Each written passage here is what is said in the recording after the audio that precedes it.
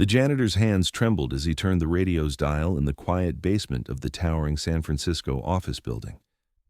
For years he had cleaned these spotless floors, swept the cold marble hallways, and wiped the glass panels that protected the millionaires inside from the world's grime. But tonight, something was different. I don't know where you're listening from. Maybe you're sweeping a hallway, checking the cameras, or locking the building doors for the night. It doesn't matter what time it is, but I promise, today's story will shake your heart. In the heart of San Francisco's financial district, where glass towers pierce the fog like silver needles and the scent of ambition mingles with salt air from the bay, stood the Meridian Tower, 37 floors of polished granite and gleaming steel. Its lobby marble reflected the hurried footsteps of men in $1,000 suits, women clutching briefcases worth more than most people's monthly rent, and the quiet shuffle of those who made their world possible but remained invisible. Henry Morales had walked these halls for 12 years. At 54, his face bore the quiet dignity of a man who had learned that respect wasn't given. It was earned in silence, one clean floor at a time. His steel-rimmed glasses, purchased from a drugstore downtown, caught the fluorescent light as he moved through the corridors with the fluid grace of someone who knew every crack in the marble, every squeak in the elevator cables, every shadow where secrets like to hide. The gray uniform he wore seemed to blend into the building itself, making him part of the architecture, noticed only when something was amiss, invisible when everything ran smoothly. His tools were simple: a mop bucket on wheels, industrial-grade cleaning supplies, and a key ring that sang a soft metallic lullaby as he walked. But his greatest tool was something the millionaires upstairs had forgotten how to use: the ability to listen, to observe, to remember. Each morning at 4:30, Henry arrived before the city awakened. He would unlock the service entrance with practiced precision, feeling the weight of responsibility in those keys. The building breathed differently in these early hours, pipes settling, elevators resting, security cameras humming their electronic lullaby. It was in these moments of solitude that Henry felt most at peace, before the chaos of wealth and ambition filled the halls. By 7, the first executives would arrive, their leather shoes clicking against his freshly mopped floors. They passed him like he was a piece of furniture, functional but unremarkable. He had mopped around their conversations about stock portfolios worth millions, heard them discuss cryptocurrency investments over their morning coffee, caught fragments of deals involving more money than he would see in 10 lifetimes. Yet to them, he was nothing more than the man who emptied their wastebaskets. The basement, where Henry took his breaks, was a world apart from the marble and mahogany above. Here, among the building's mechanical heart, the hum of generators, the whisper of ventilation systems, the steady drip of condensation, he had found an old radio tucked behind the water heater. Some previous janitor had left it there. Its plastic casing yellowed with age, its antenna bent but functional. During those quiet moments between floors, Henry would tune into news stations, sometimes catching fragments of Spanish-language broadcasts that reminded him of his childhood in the Mission District, where his mother had cleaned houses for wealthy families who never learned her name. But on this particular evening, as October fog rolled in from the bay and the building's last occupants headed to their expensive cars, something changed. The radio, usually reliable in its delivery of traffic reports and weather updates, began to crackle with something different. Numbers tumbled through the static, coordinates perhaps, or codes, then letters spoken in a voice so faint it might have been a ghost. The sequence repeated 3 times before dissolving back into white noise, leaving Henry staring at the machine as if it had revealed some cosmic secret. His calloused hands, which had scrubbed countless stains from marble and polished chrome until it gleamed, now trembled slightly as he adjusted the frequency. But the mysterious transmission was gone, leaving only the familiar drone of late-night advertisements and distant music. Yet, something in those coded whispers unsettled him, a feeling he couldn't shake, like the building itself was trying to tell him something. As Henry gathered his supplies for the night, he noticed things he had seen thousands of times before, but never truly observed. The way the security cameras tracked movement with mechanical precision, the soft beep of key cards being swiped after hours, the faint sound of printers running on floors that should have been empty. The building held secrets, and for the first time in 12 years, Henry realized he might be the only one listening. The elevator carried him to the 32nd floor, where the executive suites lived behind doors of polished wood and glass. Here, the air smelled of expensive cologne and leather chairs, of money itself, that peculiar scent of crisp bills and old contracts. As he emptied wastebaskets and dusted surfaces, Henry's trained eye caught details others missed. A half-burned document in an ashtray, a phone left unlocked on a desk, a conversation between two executives that stopped abruptly when they noticed his presence. In Richard Caldwell's corner office, with its panoramic view of the bay and Alcatraz floating like a gray ghost in the distance, Henry worked methodically. Caldwell was the building's crown jewel, a real estate mogul whose fortune stretched from Bitcoin investments to luxury properties across 3 states. His desk held evidence of deals worth fortunes, contracts stamped with signatures that moved millions with a single pen stroke. Yet the man himself barely acknowledged Henry's existence, treating him like expensive furniture that happened to move. The strange radio transmission haunted Henry through the following days. Each evening, as the fog crept through the city streets and the building settled into its nighttime quiet, he would return to the basement and search the airwaves. Mostly silence. Occasionally, fragments of the same coded whispers, like someone trying to communicate through layers of static and fear. Henry's world was one of routine and respect, not the kind given freely, but the kind earned through 12 years of showing up before dawn and leaving after sunset. His wife, Maria, had passed 3 years ago, leaving him with memories contained in a small apartment in the Sunset District and a work ethic that kept him moving forward. The building had become his second home, its rhythms as familiar as his own heartbeat. But now, those rhythms felt disrupted, as if someone was tapping out a Morse code message in the walls themselves. The city beyond the windows continued its eternal dance, cable cars climbing impossible hills, seagulls crying from hidden perches, the distant sounds of traffic mixing with foghorns from the bay. But inside the Meridian Tower, Henry sensed something changing, something that would soon test everything he believed about loyalty, justice, and the invisible bonds that hold a man's world together. As he locked the service entrance that night, Henry paused to look up at the tower stretching into the fog above. Somewhere in those 37 floors of wealth and ambition, among the millions in assets and cryptocurrency portfolios, a secret was waiting to be discovered. And perhaps, just perhaps, the quiet janitor with the steel-rimmed glasses and the patient heart would be the one to find it. Henry Morales lived by a simple code that his father had taught him in broken English mixed with Spanish wisdom. Mijo, the man who watches and says nothing sees everything. The man who talks too much sees nothing. For 12 years, this philosophy had served him well in the gleaming towers of San Francisco's financial district. He was the invisible guardian of secrets, the silent witness to fortunes made and lost, the steady hand that kept the machinery of wealth running smoothly. His daily routine began in darkness, when the city still slept under its blanket of Pacific fog.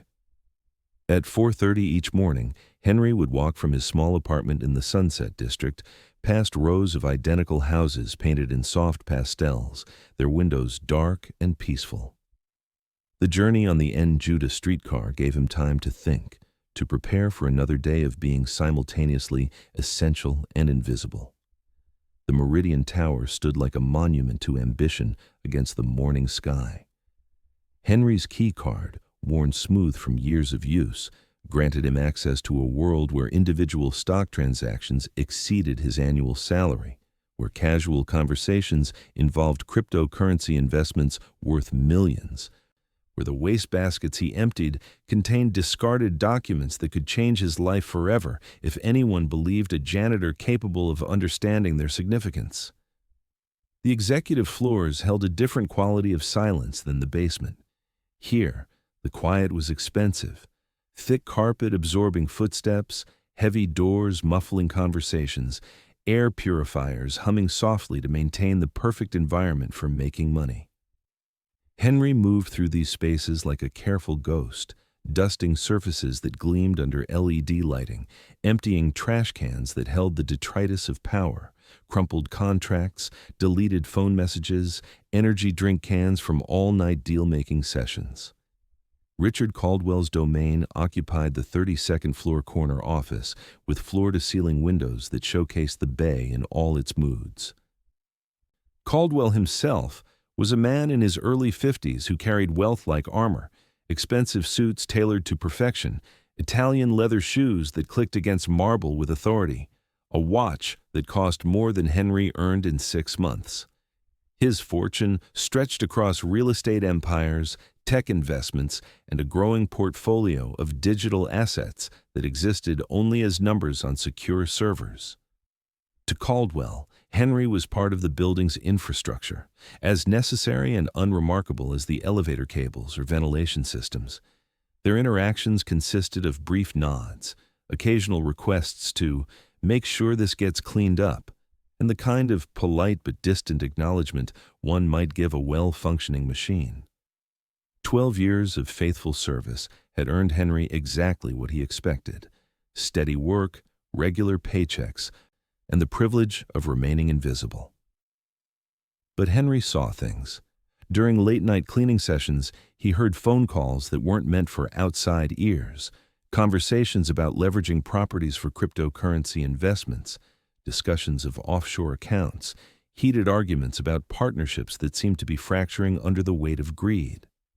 His English, learned through decades of citizenship classes and careful observation, was better than most assumed. His memory, sharpened by years of attention to detail, retained everything. The other residents of the Meridian Tower treated Henry with varying degrees of indifference. Some, like Mrs. Patterson from the law firm on the 28th floor, would smile and ask about his health with genuine warmth. Others barely acknowledged his existence, stepping around him as if he were an obstacle rather than a person.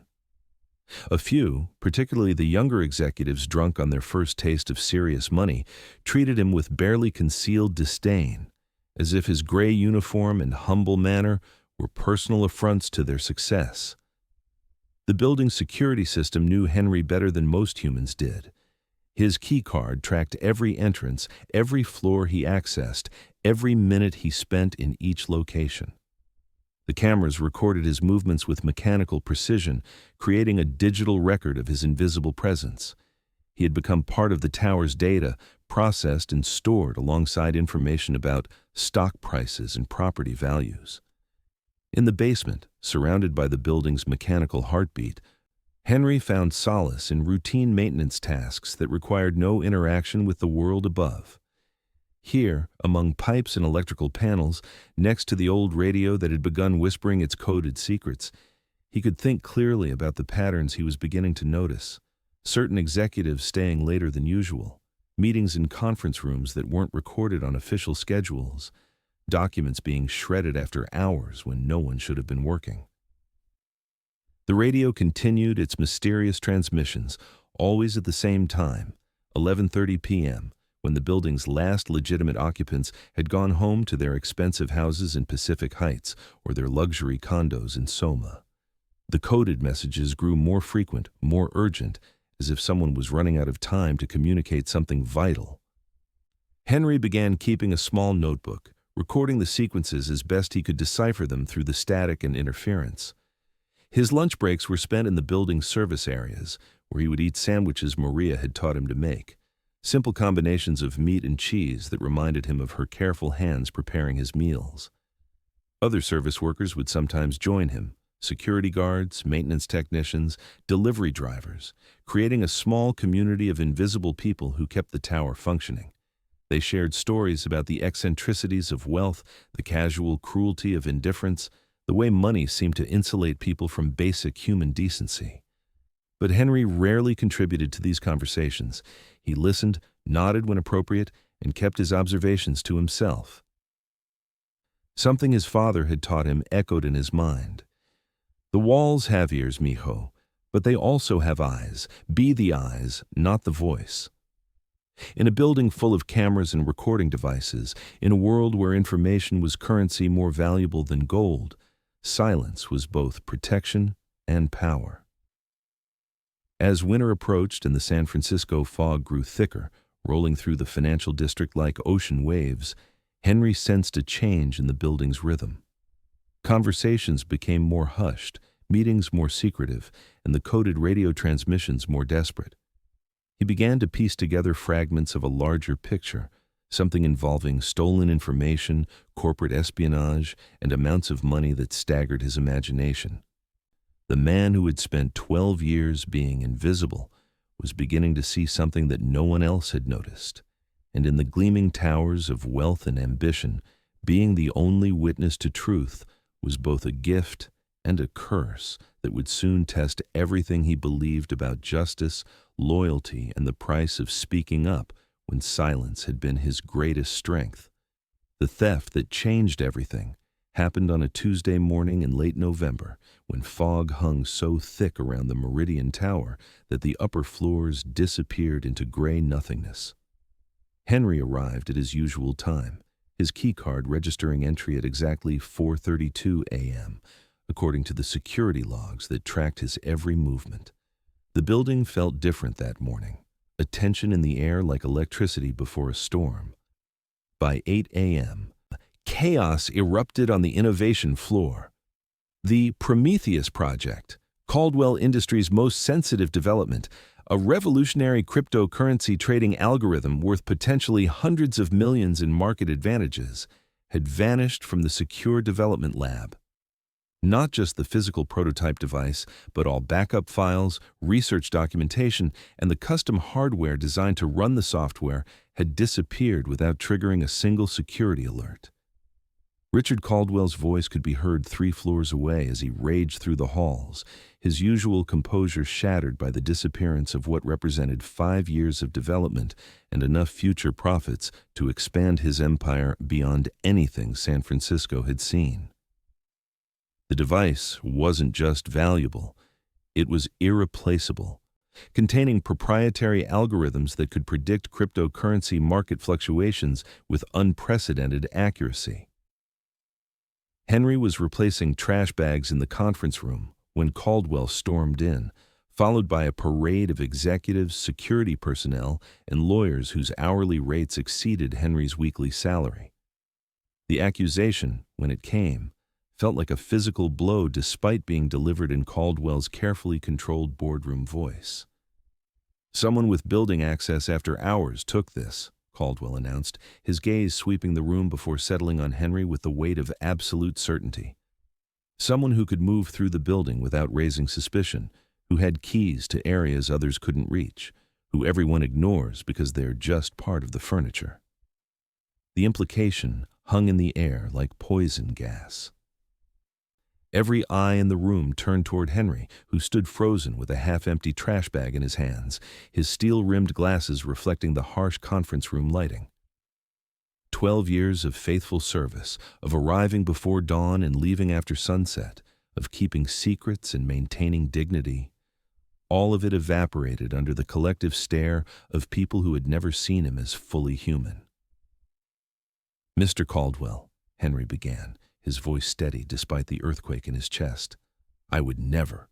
"Wouldn't you?" Caldwell interrupted, his tone sharp enough to cut glass. "A device worth millions, accessible only to someone with your level of building access, disappears on your watch. The cameras show you in that area last night. Your key card was used to access the lab after hours." The conference room fell silent except for the hum of ventilation and the distant sound of traffic from Market Street 32 floors below. Henry's mind raced through the previous evening. Yes, he had cleaned the innovation floor, as he did every night. Yes, his key card would have recorded those accesses. But he had seen nothing unusual, heard nothing suspicious, noticed no signs that anyone else had been there. "I clean that floor every night," Henry replied, his dignity intact despite the accusation. "My job requires access to secure areas. I've been doing this work for 12 years without a single incident." "Exactly," said Marcus Webb, Caldwell's head of security, a former police detective whose suspicion was as sharp as his expensive suit. 12 years of learning every camera angle, every security protocol, every weakness in the system. The perfect inside knowledge for the perfect crime." The other executives nodded with the satisfaction of people who had found a convenient solution to an inconvenient problem. Better to blame the janitor than admit their security systems had failed, their trust had been misplaced, their empire had been penetrated by someone smart enough to steal from the most protected vault in the financial district. Henry felt the crushing weight of predetermined guilt. In a room full of people worth millions, surrounded by lawyers who charged thousands per hour, facing accusations from men whose cryptocurrency portfolios could buy small countries, his word meant nothing. He was expendable furniture that had suddenly become inconvenient. "Sir," Henry tried again, his voice carrying the weight of 12 years of earned respect. "I understand how this looks, but I have never stolen anything. Not a pen, not a paperclip, not a single thing from this building. My mother raised me better than that." Caldwell's laugh was bitter as day-old coffee. "Your mother? Henry, we're talking about a device that could be sold to competitors for enough money to buy your entire neighborhood. Don't stand there and tell me about your mother's moral lessons when we're dealing with corporate espionage on a level that could destroy this company." The humiliation burned through Henry like acid. Around the table, executives who had passed him in hallways without acknowledgement for over a decade now stared at him with a mixture of disgust and satisfaction. The invisible man had become visible for all the wrong reasons, transformed from reliable ghost to convenient scapegoat in the span of a single conference room meeting. "Empty your locker," Webb commanded, as if Henry were already convicted. "Security will escort you while you collect your personal items. Your access cards are canceled immediately, and you're forbidden from entering the building pending a full investigation." Henry's hands, steady through 12 years of precise work, trembled slightly as he removed his keyring, that familiar weight of responsibility he had carried with pride. The keys clinked softly as he placed them on the polished conference table, their metallic sound echoing in the silence like a funeral bell. The walk to his locker felt endless, with Webb and 2 security guards flanking him like he was a dangerous criminal rather than a man whose only crime was being in the wrong place with the wrong level of access when something valuable disappeared. Other employees stopped their conversations to stare, whispers following in his wake like poison spreading through clean water. His locker contained the accumulated evidence of 12 years, a spare uniform, reading glasses, photographs of Maria, a thermos she had given him for their last anniversary together. Simple things that represented a life of modest dignity, now tainted by suspicion and accusation. As he packed these items into a cardboard box, Henry felt the crushing weight of injustice, not just for himself, but for everyone who had ever been blamed simply for being convenient. But as Webb hurried him toward the service exit, Henry's trained eye caught something the security expert missed. Near the access panel to the innovation floor, tucked behind a fire extinguisher where even the cleaning staff rarely looked, lay a small metal key. Not part of the building's master system, but something else entirely. Older, worn smooth by use, with markings he didn't recognize. Without thinking, guided by 12 years of picking up things that didn't belong, Henry palmed the key. It was probably nothing. A piece of maintenance equipment, a forgotten relic from the building's construction. But something told him to keep it, along with the old radio from the basement that Webb had ordered him to leave behind, but which Henry had already moved to his car during lunch break the previous day. As the Meridian Tower's glass doors closed behind him for what everyone assumed would be the last time, Henry Morales stood on the sidewalk with his cardboard box of memories and his small collection of questions. The fog was lifting, revealing a city that suddenly seemed different, less welcoming, more suspicious, full of people who would judge first and investigate later. But Henry had learned something in that conference room that Caldwell and his executives had missed. The radio's coded transmissions, the strange key, the perfect timing of the theft, these weren't random coincidences. Someone had orchestrated this theft with inside knowledge, someone who understood that the humble janitor would make the perfect scapegoat, someone who was still inside the building, still trusted, still invisible in their own way. The injustice burned, but it also illuminated. For the first time in 12 years, Henry wasn't invisible anymore, and perhaps that visibility would help him see truths that others had missed. The small apartment in the Sunset District had never felt more like a refuge than it did on that November evening when Henry returned home, carrying nothing but a card box of displaced dignity and questions that gnawed at his mind like hungry rats. The fog was rolling in from the Pacific, wrapping the neighborhood in gray silence that matched his mood. Maria's photographs watched him from their frames as he sat at the small kitchen table they had shared for 15 years, turning the mysterious key over in his calloused fingers. Sleep became a stranger during those first weeks after his dismissal. Henry would lie in bed listening to the distant foghorns from the bay, his mind replaying the scene in the conference room over and over like a broken film reel. The weight of false accusation pressed down on him like the fog itself, thick, suffocating, inescapable. But alongside the hurt came something else, a growing certainty that he had been carefully chosen as a scapegoat by someone who understood exactly how the system would respond to a missing janitor's word against an empire of wealth. The old radio, now sitting on his kitchen counter next to Maria's coffee maker, continued its nightly transmissions. Henry had become obsessed with the coded messages, filling a notebook with sequences of numbers and letters that seemed random but felt purposeful. Late at night, when the city grew quiet and the fog muffled even the distant hum of traffic, he would sit with a magnifying glass and try to decode what someone was so desperately trying to communicate. His savings, modest but carefully preserved through years of Maria's wise budgeting, would last several months if he lived carefully. But Henry wasn't the kind of man to sit idle while injustice festered like an untreated wound. During the day, he walked the financial district, observing the Meridian Tower from coffee shops and park benches, watching the patterns of people entering and leaving, noting details that a security expert focused on technology might miss. The key haunted him almost as much as the radio transmissions. It was old, made of brass that had darkened with age, with tiny markings that looked almost like serial numbers, but not quite. Henry spent hours at the public library, researching building codes and construction records, trying to understand what lock this key might open. The librarian, a kind woman who remembered him from the citizenship classes he had taken years earlier, helped him navigate databases that revealed the Meridian Tower's construction history. 3 months after his dismissal, Henry discovered something that made his hands tremble with excitement. The key matched descriptions in construction documents from 1987, when the building had first been erected. It was part of an old security system that had been upgraded multiple times, but never completely removed. Legacy hardware that existed in the building's bones, like vestigial organs in an evolved creature. The radio messages were becoming more urgent, more frequent.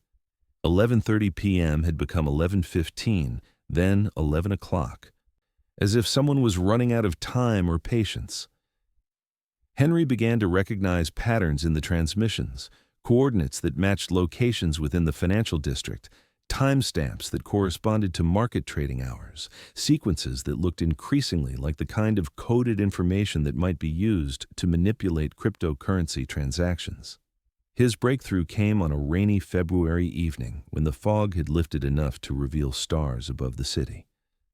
The radio crackled to life with unusual clarity, and for the first time, Henry heard not just codes, but fragments of actual conversation. 2 voices, distorted by electronic interference, but clear enough to distinguish as different speakers, discussing transfer protocols and something called the Prometheus extraction. The Prometheus Project, the stolen prototype that had cost him his job and reputation. Henry's heart hammered against his ribs as he realized he was listening to communications between people involved in corporate espionage on a massive scale. The janitor, who had been dismissed for his supposed crime, was accidentally intercepting conversations about the actual crime. Over the following weeks, Henry developed a routine that would have impressed any private investigator. He mapped the radio transmissions against public records of cryptocurrency transactions, cross-referenced them with Meridian Tower employee schedules, and began to piece together a conspiracy that reached much deeper than a simple theft. Someone inside Caldwell Industries, someone with legitimate access and trusted authority, was systematically stealing proprietary information and selling it to competitors. The cryptocurrency markets, he learned through careful research at the library's computer terminals, had experienced unusual fluctuations that coincided exactly with the dates of the radio transmissions. Someone was using insider information to make targeted trades worth hundreds of thousands of dollars, accumulating wealth while destroying the company they pretended to serve. Henry's investigation led him to a discovery that chilled him to the bone. Marcus Webb, the head of security who had orchestrated his dismissal, owned cryptocurrency portfolios that had grown exponentially in the months leading up to the Prometheus theft. Public records showed trading patterns that seemed impossible unless someone had advanced knowledge of market-moving information. But Webb wasn't working alone. The radio transmissions revealed at least two people, possibly more, involved in what appeared to be a sophisticated corporate espionage operation. They had used Henry as a convenient scapegoat while continuing their real crimes from within the supposedly secure walls of the Meridian Tower. The old key, Henry realized, might be his way back into the building to gather the proof he needed. The legacy security system it accessed had been forgotten by modern upgrades, creating blind spots in camera coverage and access logs. If he could get back inside, if he could find evidence of the real thieves, perhaps he could restore not just his reputation, but his sense of justice. As winter gave way to spring and the fog began its seasonal retreat, Henry felt a familiar stirring in his chest, the same determination that had brought him to America as a young man, that had sustained him through citizenship classes and late-night English lessons, that had helped him build a life of quiet dignity with Maria by his side. The invisible man was preparing to become visible again, not as a scapegoat, but as the guardian of truth he had always been. The radio transmissions had taught him something that Caldwell and his executives had never understood. In a world where information was more valuable than gold, the person who listened carefully and remembered everything held more power than armies of lawyers and endless millions in cryptocurrency investments. Henry Morales was about to prove that the janitor they had discarded like yesterday's trash held the keys to their salvation, if he could find the courage to use them. 6 months had passed since Henry Morales had walked out of the Meridian Tower, carrying his dignity in a cardboard box and his questions in a heart full of hurt. Spring in San Francisco brought its usual false promises, warm mornings that surrendered to afternoon fog, moments of clarity, followed by gray uncertainty. But for Henry, the season brought something else. The slow-building satisfaction of watching his former employer's empire begin to crack at its foundations. The first signs appeared in the financial press that Henry now read religiously at the public library. Caldwell Industries had suffered a series of setbacks that puzzled market analysts and sent cryptocurrency investors scrambling to understand what was happening behind the pristine glass walls of the Meridian Tower. A major deal with a blockchain development firm had collapsed when confidential negotiations appeared in a competitor's proposal. A revolutionary trading algorithm had mysteriously malfunctioned during a critical demonstration, costing millions in potential contracts. Henry read these reports with the careful attention of a man who understood that chaos rarely appeared without cause. His notebook, now filled with months of decoded radio transmissions, revealed patterns that correlated perfectly with Caldwell Industries' mounting troubles.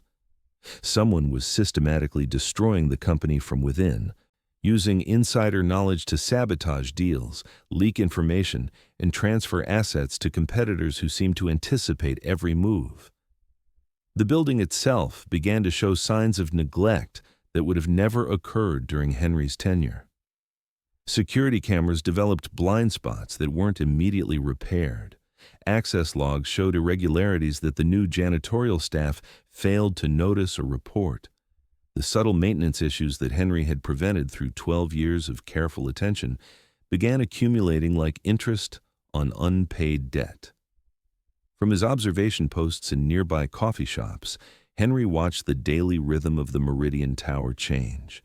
Executives who had once walked with the confidence of absolute power now hurried through the lobby with the nervous energy of people who sensed danger but couldn't identify its source. Phone conversations that once involved millions in casual cryptocurrency investments now focused on damage control and crisis management. Richard Caldwell himself appeared to be aging and fast-forward, his expensive suits hanging slightly loose on a frame that stress was slowly consuming.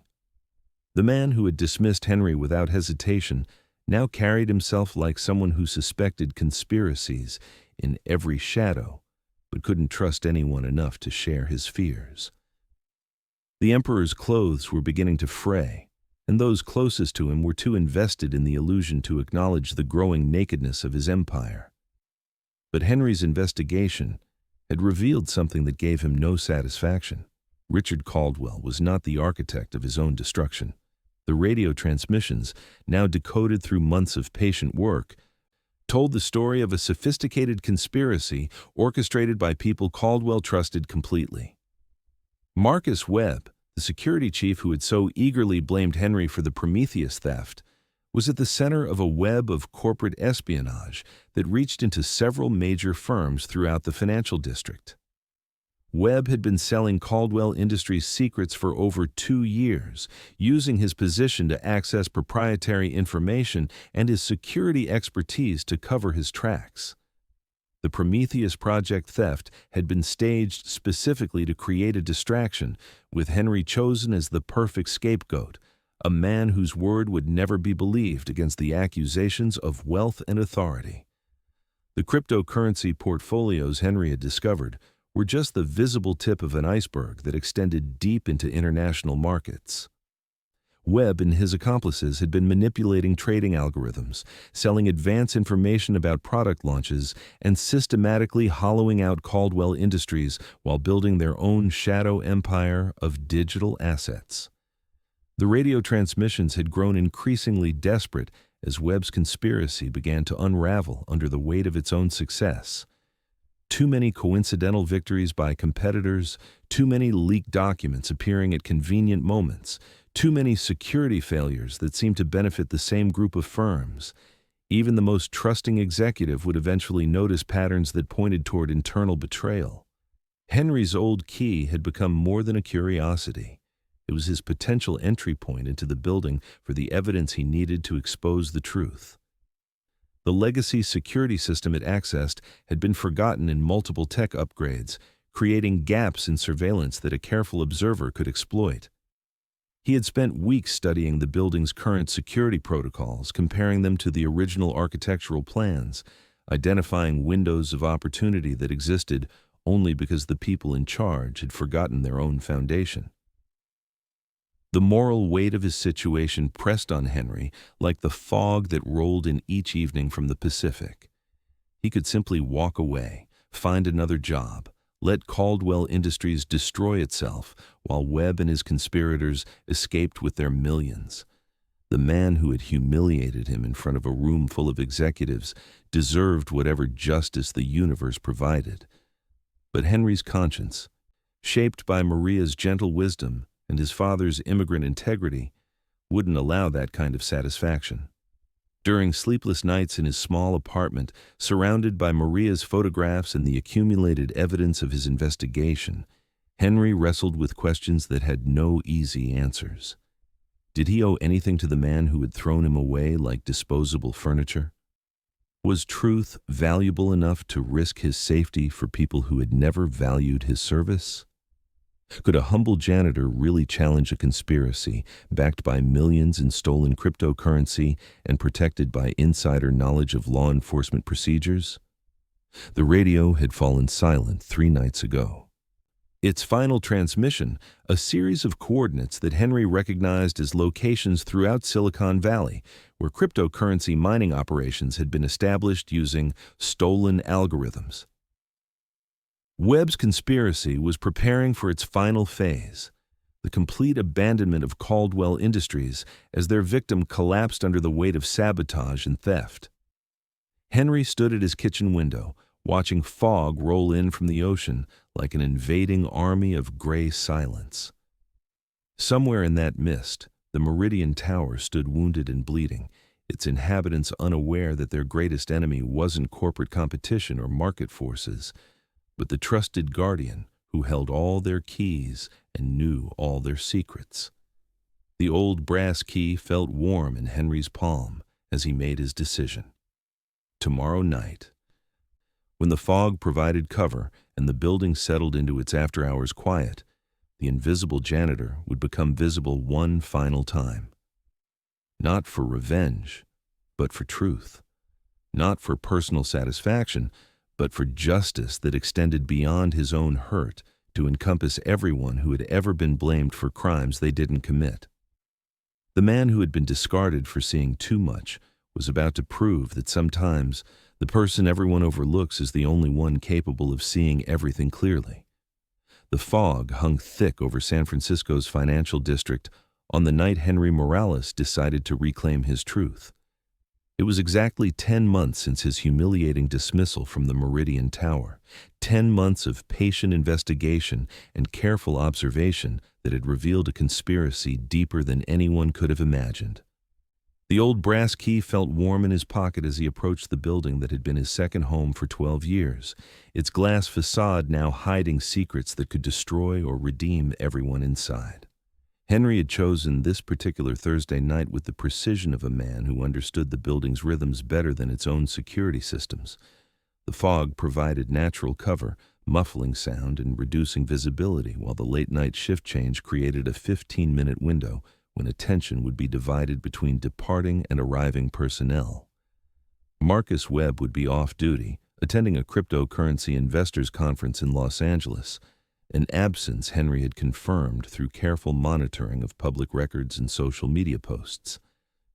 The legacy access point was located in the building's northeast corner, behind a maintenance panel that hadn't been opened in years according to the dust patterns Henry had observed during his surveillance. The old brass key slid into the forgotten lock with the whispered satisfaction of metal finding its intended purpose after decades of waiting. The door opened onto a service corridor that predated the modern security system, a blind spot in the electronic web that monitored every other square inch of the building. Henry's heart hammered against his ribs as he moved through passages he had cleaned thousands of times but never thought to explore. His small flashlight, careful covered with red gel to preserve night vision, revealed maintenance areas that existed between the building's official floors like hidden organs in a body. Here, among pipes and electrical conduits, the old surveillance system still functioned, analog cameras that recorded to magnetic tape rather than digital servers, creating records that existed outside the modern security network. The radio equipment Henry discovered in a forgotten utility closet explained everything. Professional-grade transmission gear, carefully hidden behind false panels and connected to the building's own antenna system, had been broadcasting coded messages for years while masquerading as routine building maintenance communications. Webb had been operating his espionage network from within the Meridian Tower itself, using the building's infrastructure to betray its owner. But the radio equipment was only the beginning of Henry's discovery. Behind another panel, accessible only to someone with building maintenance knowledge, lay a sophisticated computer server that existed completely off the corporate network. Hard drives contained terabytes of stolen data, cryptocurrency algorithms, client information, strategic plans, and financial records that represented years of systematic theft. The evidence was overwhelming, but Henry needed more than corporate documents to expose the full scope of the conspiracy. His patient observation had revealed that Webb's operation involved at least 3 other people within Caldwell Industries, plus contacts at competing firms who purchased the stolen information. The server contained encrypted communications that would require expert analysis to decode, but Henry's radio interception had already provided him with enough decrypted messages to understand the basic structure of the conspiracy. As he photographed documents and copied files to a portable drive, Henry felt the weight of absolute vindication. Every accusation thrown at him in that humiliating conference room had been projection, Marcus Webb describing his own crimes while pinning them on a convenient scapegoat. The Prometheus project hadn't been stolen by a janitor seeking a quick payday. It had been extracted as part of a multi-year campaign to hollow out Caldwell Industries, while building competitive advantages for firms willing to pay for insider information. The cryptocurrency portfolios Henry had discovered were just the visible portion of Webb's operation. The hidden server revealed offshore accounts, shell companies, and investment strategies that had generated millions in profits from stolen intellectual property. Webb and his conspirators had been operating their own shadow corporation within the Meridian Tower, using Caldwell Industries as an unwitting host for their parasitic enterprise. But as Henry gathered evidence that would expose the greatest corporate espionage case in San Francisco's history, he made a discovery that stopped him cold. Among the encrypted communications was a detailed plan for Webb's final betrayal of his conspirators. Once Caldwell Industries collapsed completely, Webb intended to eliminate his accomplices by framing them for the entire operation while he disappeared with the majority of the stolen assets. The moral complexity of the situation weighed on Henry like the fog that pressed against the building's windows. These secondary conspirators had helped destroy his reputation and steal millions from their employer, but they were also being manipulated by someone even more ruthless than they realized. Webb's plan would leave them facing criminal charges while he escaped to a comfortable retirement funded by their mutual crimes. Henry's investigation had also revealed something that made his chest tight with suppressed emotion. Richard Caldwell had been searching for him. Private investigators hired by the company had been trying to locate Henry for months, not to pursue criminal charges, but to ask questions about security vulnerabilities that Caldwell had begun to suspect existed within his own organization. The man who had dismissed him so coldly had eventually realized that the janitor who noticed everything might hold the keys to understanding his company's systematic destruction. As Henry prepared to leave the hidden server room with enough evidence to expose the entire conspiracy, his flashlight caught something that made him pause. Scattered among the technical documents were personal files Webb had kept on every employee in the building, including detailed psychological profiles designed to identify potential threats to his operation. Henry's own file was there, marked as ideal scapegoat, with a clinical assessment of his character that was both insulting and inadvertently complimentary. Subject shows excessive loyalty, unlikely to defend himself aggressively. Immigrant background makes accusations more believable to management. The reduction of his entire life to a few paragraphs of psychological manipulation filled Henry with a cold anger that surprised him with its intensity. But alongside the anger came clarity. Webb had chosen him not just because he was convenient, but because he was decent, because a man of genuine integrity would seem like an unlikely criminal to everyone except those blinded by prejudice and fear. As Henry sealed the evidence in waterproof containers and prepared to leave the building that had defined his adult life, he felt the weight of responsibility settling on his shoulders like a perfectly fitted coat. The proof he carried could save Caldwell Industries, expose a massive criminal conspiracy, and vindicate his own reputation, but it would also destroy several lives and send people to prison for decades. The fog was lifting slightly as Henry emerged from the building, revealing glimpses of stars above the financial district. The city that had rejected him as a disposable immigrant janitor was about to learn that sometimes the most invisible person in the room sees everything most clearly.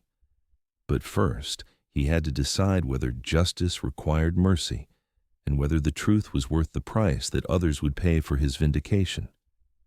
The truth was a living thing in Henry's hands, as tangible as the evidence files he carried and as fragile as the fog that would lift with the morning sun.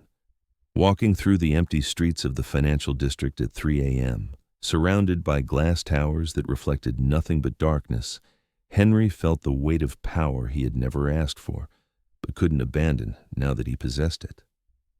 2 weeks of sleepless nights had followed his infiltration of the Meridian Tower's hidden server room. The evidence spread across his kitchen table told a story so complex and damaging that Henry understood why Webb had been confident his conspiracy would never be discovered.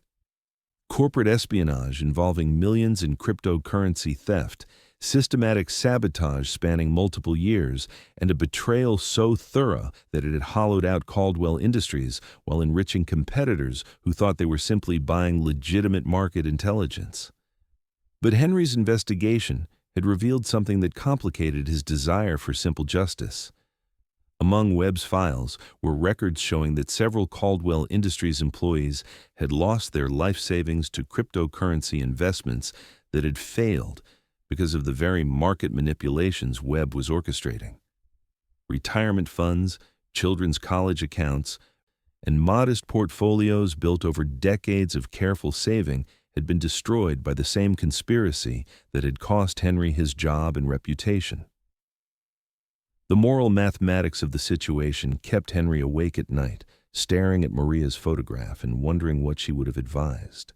The evidence in his possession could restore his reputation and potentially recover millions in stolen assets, but it would also destroy families and send people to prison whose greatest crime had been trusting the wrong person. Webb's secondary conspirators were criminals, but they were also victims of a manipulation more sophisticated than they had understood. Henry's decision came not through philosophical reasoning, but through practical observation. During his surveillance of the Meridian Tower, he had noticed Richard Caldwell arriving earlier each morning and leaving later each evening, his expensive car sitting alone in the executive parking garage while lights burned in the 32nd floor corner office until dawn. The man who had dismissed him so coldly was destroying himself trying to save a company that was bleeding secrets faster than he could discover the wounds. On a Tuesday morning when fog hung so thick that the tower's upper floors disappeared into gray nothingness, Henry called the direct number he had memorized from 12 years of cleaning Caldwell's office. The conversation that followed was brief, tense, and ended with an agreement to meet in the building's lobby at noon, neutral ground where Caldwell would have the security of familiar territory, but Henry would have the safety of public space. Richard Caldwell looked like a man who had aged a decade in the 10 months since Henry's dismissal. His expensive suit couldn't hide the weight loss that comes from stress and sleepless nights, and his eyes held the hollow uncertainty of someone who had learned that wealth couldn't purchase protection from betrayal. When he saw Henry waiting near the marble fountain that dominated the lobby, Caldwell's expression shifted through surprise, wariness, and something that might have been hope. "Henry," Caldwell said, his voice carrying none of the authority that had once made executives tremble. "You look, well." "Thank you for agreeing to meet with me, Mr. Caldwell," Henry replied, his tone respectful but not subservient. "I have information you need to see." The conference room where Henry had been humiliated now felt different, smaller, less intimidating, like a stage set that had lost its power to create illusions. Caldwell sat across from the man he had wrongfully accused, his hands folded on the polished table, his attention focused with the intensity of someone who had learned that survival depended on listening to voices he had previously ignored.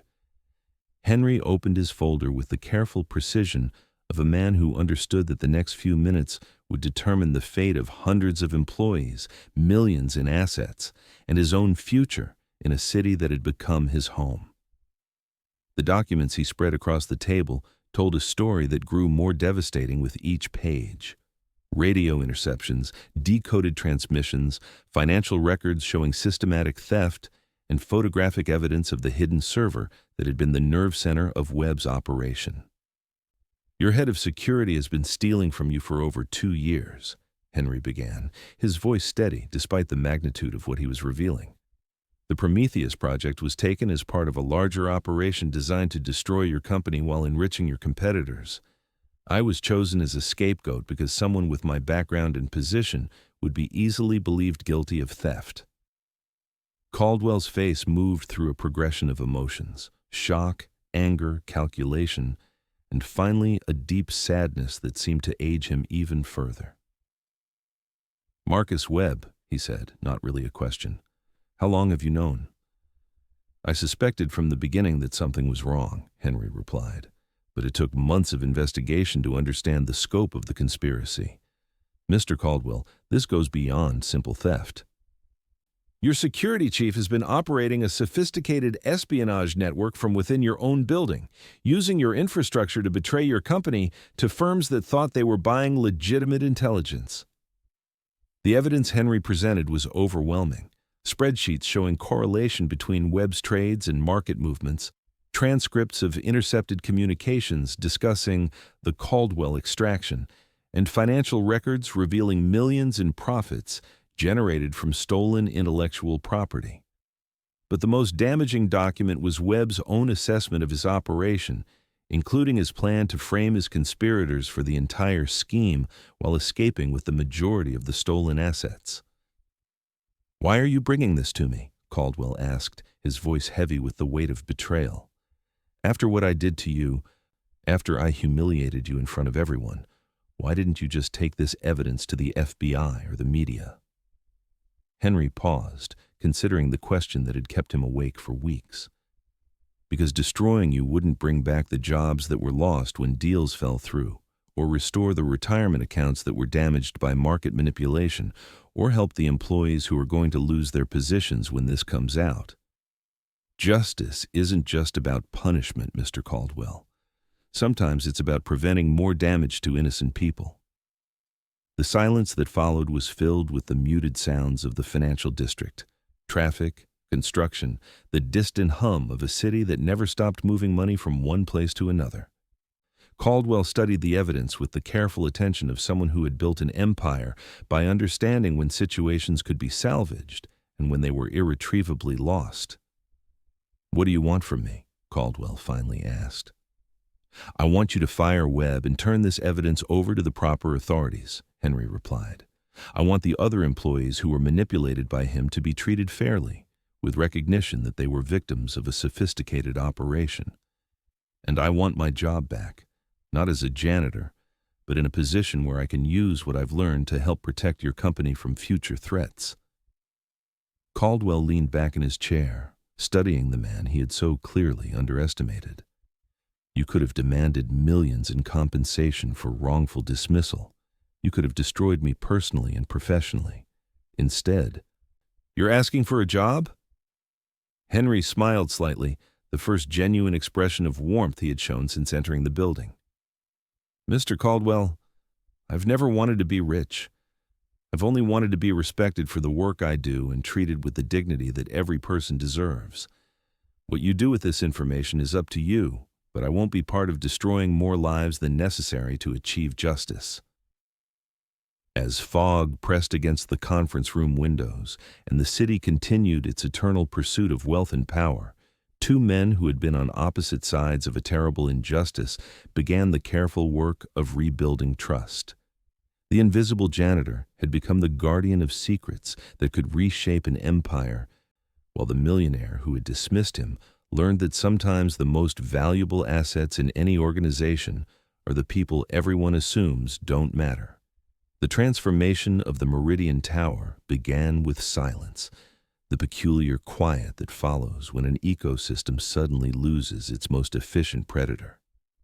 Marcus Webb's dismissal and arrest sent ripples through the building's carefully constructed hierarchy, revealing the extent to which his influence had shaped everything from security protocols to personnel decisions.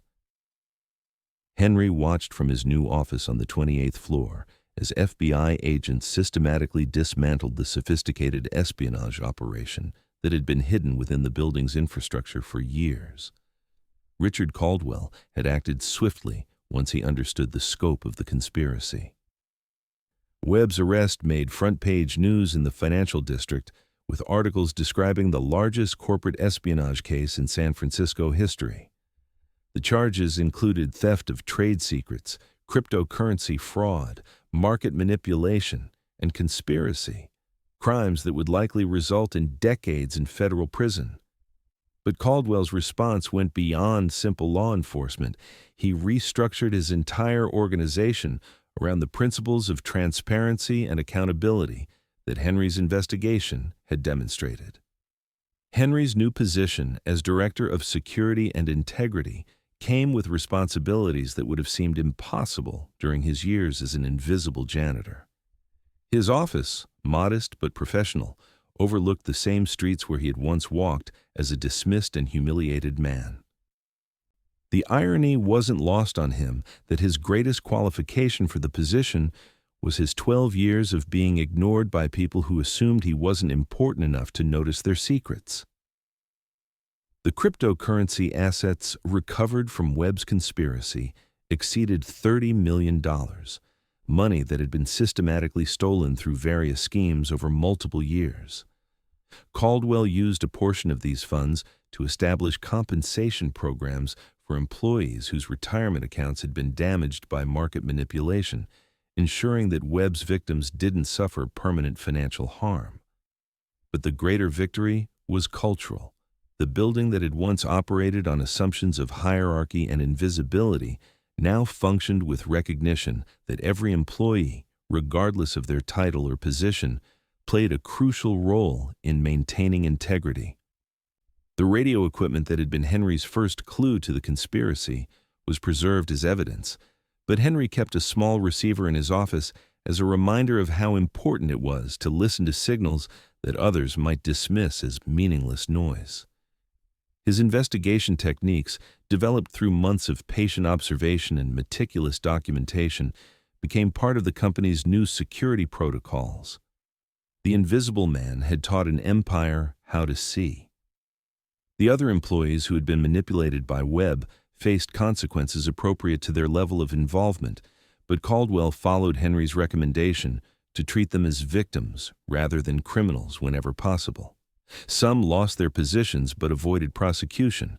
Others were retrained and given second chances in different departments. The approach reflected Henry's understanding that justice should repair rather than simply punish, and that organizations were stronger when they learned from betrayal rather than simply reacting to it.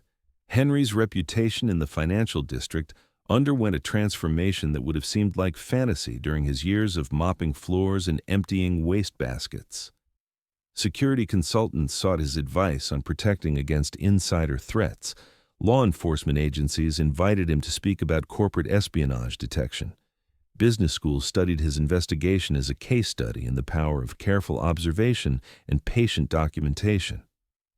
But the recognition that meant most to Henry came from sources that wouldn't be found in any business publication.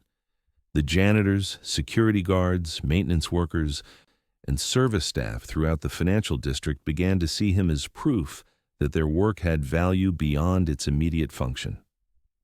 Messages arrived from people across the country who had heard his story and found inspiration in the idea that being invisible didn't mean being powerless, that dignity could survive humiliation, and that truth ultimately had more strength than authority, backed by millions in cryptocurrency wealth.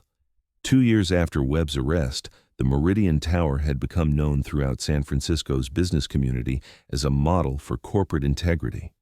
The company's profits had recovered and exceeded previous levels, but more importantly, its culture had evolved to value the contributions of every person within the organization. Henry's influence extended far beyond security protocols to encompass hiring practices, employee development programs, and communication policies that ensured no one's voice would be ignored simply because of their position in the hierarchy. The fog still rolled in from the Pacific each evening, wrapping the financial district in gray mystery, but Henry no longer felt invisible within its embrace. From his office window, he could see the streets where he had once walked in humiliation, the the coffee shops where he had planned his investigation, the library where he had researched the conspiracy that nearly destroyed everything he valued. The city looked the same, but his place within it had been transformed by the simple act of refusing to accept injustice as inevitable. Richard Caldwell, who had aged years during the crisis but emerged stronger for having survived it, stopped by Henry's office most evenings before leaving the building. Their conversations had evolved from formal business discussions to genuine friendship based on mutual respect and shared understanding of how close they had come to losing everything. The millionaire, who had once dismissed the janitor, had learned that wisdom didn't require an expensive education, and the janitor, who had been invisible for 12 years, had discovered that recognition earned through integrity was more valuable than any fortune built on deception. He had no suit, Caldwell told visitors when explaining Henry's remarkable transformation, but he kept his word. The phrase had become unofficial company philosophy, reminding everyone that character couldn't be purchased and that the most important assets in any organization were often found among the people everyone assumed were unimportant. As Henry locked his office and prepared to head home to the small apartment where Maria's photographs still watched over him, he reflected on the journey that had brought him from the basement, with its mysterious radio, to the upper floors where policy was made and futures were decided. The path had required patience, courage, and a willingness to risk everything for principles that couldn't be measured in dollars or cryptocurrency. But it had proven something that Maria had always known, and that San Francisco's wealthy elite had forgotten. Sometimes, the person everyone overlooks is the only one capable of seeing everything clearly. The fog was rolling in from the Pacific as Henry Morales walked through the financial district toward his evening train, 5 years after the investigation that had transformed the Meridian Tower into a symbol of corporate integrity throughout San Francisco. The gray tendrils moved between the glass buildings like old friends returning home, and Henry found comfort in their familiar embrace. At 59, his steel-rimmed glasses now carried the patina of genuine authority, and his tailored suit, still modest compared to the executive uniforms around him, reflected a dignity that had been earned through trials that would have broken lesser men. The building that had once been his entire world now stood as a monument to the principle that truth, patiently pursued and carefully documented, could reshape empires built on deception and maintained by willful blindness. The Meridian Tower's influence extended far beyond its own 37 floors. Business schools taught Henry's investigation as a case study in corporate integrity, law enforcement agencies consulted his security protocols, and organizations throughout the Bay Area had adopted his philosophy that every employee, regardless of their position, served as a guardian of institutional values. Marcus Webb had been sentenced to 23 years in federal prison after pleading guilty to charges that included corporate espionage, cryptocurrency fraud, and conspiracy to manipulate financial markets. The trial had revealed the full scope of his operation, a sophisticated network that had stolen over $40 million in intellectual property while systematically destroying the company he was supposed to protect. But Webb's imprisonment had provided only minimal satisfaction to Henry. True justice had come through rebuilding what the conspiracy had damaged rather than simply punishing those responsible for the destruction. The cryptocurrency assets recovered from Webb's hidden accounts had funded the most comprehensive employee compensation program in San Francisco business history. Workers whose retirement accounts had been damaged by market manipulation received full restitution plus interest. Employees who had lost positions during the company's struggles were offered new jobs at competitive salaries. The families who had suffered collateral damage from corporate espionage found their losses restored with the methodical precision that Henry brought to every aspect of his work. Richard Caldwell's transformation had been as remarkable as Henry's own elevation. The millionaire who had once dismissed his janitor without a second thought had become a vocal advocate for corporate responsibility and employee dignity. His speeches at business forums emphasized that competitive advantage came not from stealing from competitors, but from cultivating the loyalty and insight of every person within an organization.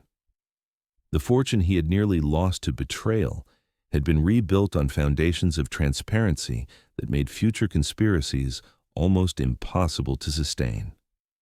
Henry's office had evolved into an informal pilgrimage site for people who worked in service positions throughout the financial district. Janitors, security guards, maintenance technicians, and cleaning staff would stop by during lunch breaks or after their shifts to share their own stories of observation and insight. Henry listened to each visitor with the patient attention he had developed during 12 years of invisible employment, recognizing that every person who kept the machinery of wealth functioning held pieces of the larger truth that kept society operating. The radio that had first alerted Henry to Webb's conspiracy sat on a shelf in his office, no longer functional but preserved as a reminder that important information often arrived through channels that official systems ignored. Beside it, in a simple frame, was the brass key that had provided access to the evidence that exposed the entire operation. These artifacts from his investigation served as conversation starters for visitors who needed to understand that power came not from position or wealth, but from the willingness to pay attention when others looked away. Maria's photographs still dominated Henry's small apartment in the Sunset District, but they had been joined by commendations, news articles, and letters from people across the country who had found inspiration in his story. The most treasured correspondence came from service workers who had used Henry's example to speak up about problems in their own organizations, creating a network of invisible guardians who understood that their quiet observations could reshape entire industries. The financial district itself had changed in subtle but measurable ways since Henry's investigation became public knowledge. Corporate security protocols now included regular surveys of service staff, recognizing that the people who moved through buildings unnoticed often possessed the most comprehensive understanding of organizational dynamics. Executive training programs emphasized the importance of listening to employees regardless of their hierarchical position. The culture of dismissive arrogance that had once characterized wealthy enclaves was gradually being replaced by recognition that wisdom could emerge from unexpected sources. Henry's influence extended beyond corporate environments to encompass broader discussions about immigration, dignity, and the value of work that society often took for granted. His story had become part of the narrative that San Francisco told about itself, a city where innovation and technology could coexist with traditional values of integrity and respect for every person's contribution to the community's welfare. The evening fog was thickening as Henry waited on the platform for his train to the Sunset District, surrounded by other commuters whose daily journeys connected the financial district's prosperity to neighborhoods where normal families tried to build decent lives on modest incomes. Some recognized him from newspaper articles or television interviews, offering respectful nods that acknowledged his transformation from invisible worker to respected guardian of institutional integrity. But Henry's greatest satisfaction came from recognition that his visibility hadn't required him to abandon the values that had sustained him during years of being overlooked and underestimated. He remained the same man who had cleaned floors with careful precision, who had listened to conversations without judgment, who had preserved dignity even when faced with humiliation and false accusations. The difference was that the world had finally learned to see qualities that had always existed beneath the gray uniform and behind the patient smile. As his train arrived and Henry settled into a seat for the familiar journey home, he reflected on the question he was often asked during speaking engagements, whether his story represented justice or simply fortune. The answer, he had learned, was more complex than either alternative suggested. Justice wasn't a destination, but a process.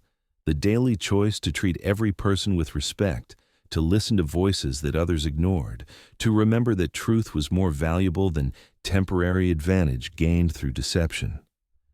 The fog outside the train windows obscured the city's landmarks, creating a gray democracy where expensive neighborhoods and modest districts became equally invisible.